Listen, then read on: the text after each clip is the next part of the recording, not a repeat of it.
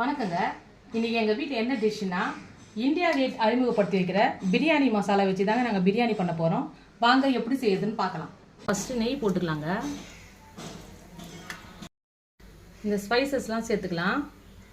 ஏலக்காய், கிராம்பு, நட்சத்திர சோம்பு, பட்டை எல்லாம் சேர்த்து போட்டுக்கலாம். இதில் ஒரு 2 வெங்காயம், பெரிய சைஸ் வெங்காயம் போட்டுக்கலாம். இப்போ நல்லா வெங்காயம் வதங்கிடுச்சுங்க. இப்போ நம்ம இஞ்சி பூண்டு பேஸ்ட் போட்டுக்கலாம். 1 ஸ்பூன் நிறைய, 2 பச்சை மிளகாய், அதே மாதிரி 2 தக்காளி கட் பண்ணி வச்சுருக்கிறேன், அதையும் சேர்த்துக்கலாம்.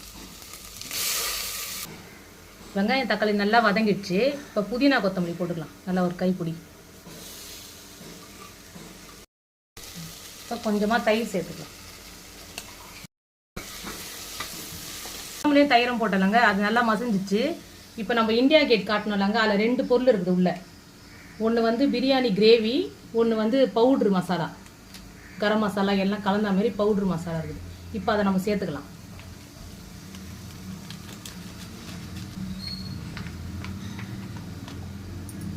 அஞ்சு நிமிஷம் வதங்கிட்டோம்.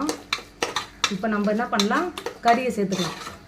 இப்போ இது மொத்தமே வந்துங்க 2 பேர் சாப்பிட்ற மாரி தான் அளவு கொடுத்துருக்குறாங்க. 1/4 கிலோ, 2 பேர் சாப்பிட்ற மாரி தான் அளவு கொடுத்துருக்குறாங்க. நான் 1/4 கிலோ கறி எடுத்துருக்குறேன், 1/4 கிலோ பாசுமதி ரைஸ் எடுத்துருக்குறேன். 2 பேர் சாப்பிட்ற அளவு. இப்போ நம்ம இதெல்லாம் வதங்கிடுச்சு. இப்போ நம்ம வந்து கறியை சேர்த்துக்கலாம்.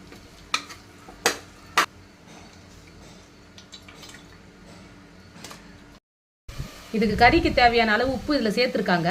இருந்தாலும் நீங்கள் டேஸ்ட் பண்ணி பார்த்துட்டு உப்பு போடுங்க. இதில் 1.5 கிளாஸ் அரிசி போட்டிருக்கேங்க, அதனால் வந்து 3 கிளாஸ் தண்ணி ஊற்றிக்கலாம். கொதி வந்த பிறகு நம்ம அரிசி போட்டுக்கலாம். நல்லா கொதிக்குதுங்க. இப்போ நம்ம அரிசி போட்டுடலாம்.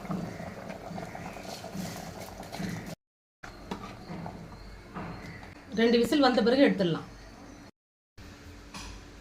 2 ப்ரெஷர் வந்துச்சுங்க. இப்போ ரெடி ஆயிடுச்சுன்னு பார்க்கலாம். வாசனை நல்லா தான் இருக்குது, டேஸ்ட் பண்ணி பார்க்கலாம்.